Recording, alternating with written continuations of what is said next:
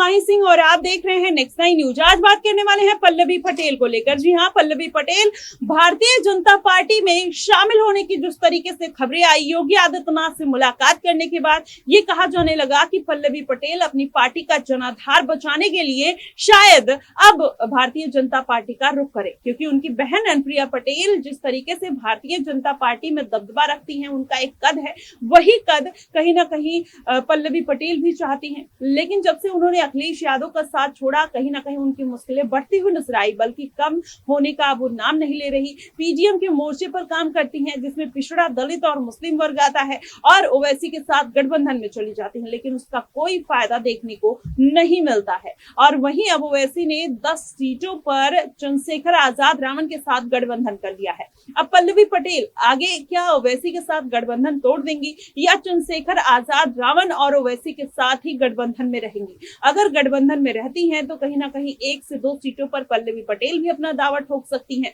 और अगर वो दावा ठोकती हैं तो आखिरकार वो सीट कौन सी होगी? क्योंकि चंद्रशेखर आजाद ने चुन कर मुस्लिम प्रत्याशियों को भी इस बार के उपचुनाव में मौका दिया है। ऐसे में माना जा रहा है कि पल्लवी पटेल भी अगर एक सीट पर दावा करती हैं तो आखिरकार वो सीट कौन सी होगी? अगर चंद्रशेखर आजाद भी उनको दरकिनार कर देते हैं और ओवैसी भी उनको दरकिनार कर देते हैं, तो आखिरकार पल्लवी पटेल का नया आश्रय कौन सा होगा? क्या वो मायावती का फिर से रुख करना चाहेंगी? हालांकि इस बार के उपचुनाव में पल्लवी पटेल का किसी पार्टी के साथ गठबंधन करना बेहद मुश्किल नजर आ रहा है। और वहीं अगर 2027 के विधानसभा चुनाव की बात करें, अगर उसमें पल्लवी पटेल किसी पार्टी के साथ गठबंधन में जाती हैं, तो जाहिर तौर पर उनको फायदा मिलता हुआ नजर आएगा। लेकिन लगातार पल्लवी पटेल की गिरती हुई जो व्यवस्था है, पार्टी की व्यवस्था है, उनका जो जनाधार है वो लगातार गिर रहा है। पल्लवी पटेल नए नए लोगों के साथ स्ट्रेटेजी बनाने का प्रयास करती हैं, अखिलेश यादव के साथ ही, फिर योगी आदित्यनाथ से मुलाकात करना, फिर ओवैसी के साथ गठबंधन करना, फिर वो गठबंधन चंद्रशेखर आजाद के साथ हो जाना। कहीं ना कहीं पल्लवी पटेल पूरी तरीके से फंसती हुई नजर आ रही है। वहीं जब अखिलेश यादव के साथ पल्लवी पटेल गठबंधन में थी, तो कहीं ना कहीं उनका दबदबा माना जाता था, जनसभाएं करती थी, रैलियां करती थी, और पीडीएम के मोर्चे पर काम करती हुई नजर आती थी। और अब वही पल्लवी पटेल अखिलेश यादव को कहीं ना कहीं फटकार लगाती हुई नजर आती हैं, और उनके पीडीए के मोर्चे को गलत बताती हैं। ऐसे में अब क्या पल्लवी पटेल ओवैसी के जाने के बाद किसी और पार्टी का रुख करेंगी? हालांकि अगर देखा जाए तो पल्लवी पटेल कई बार मायावती का करना चाह रही थी, वो लगातार मायावती को अप्रोच करने की कोशिश कर रही थी, लेकिन उसका कोई फायदा देखने को नहीं मिला।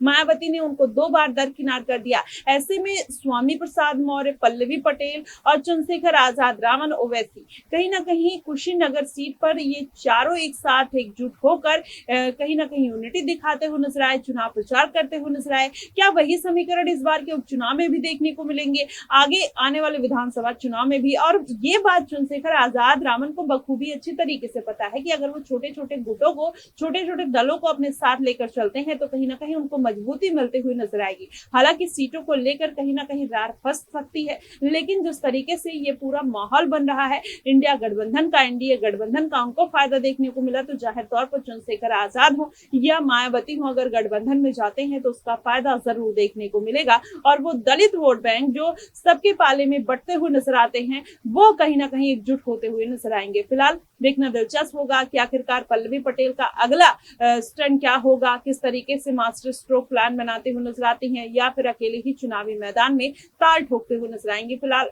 इन सब मुद्दों को लेकर आपका क्या कुछ कहना, आप हमें कमेंट बॉक्स में जरूर बताइएगा। फिलहाल के लिए बस इतना ही। देश और दुनिया की तमाम खबरों के लिए हमारे साथ बने रहिएगा नेक्स्ट 9 न्यूज पर।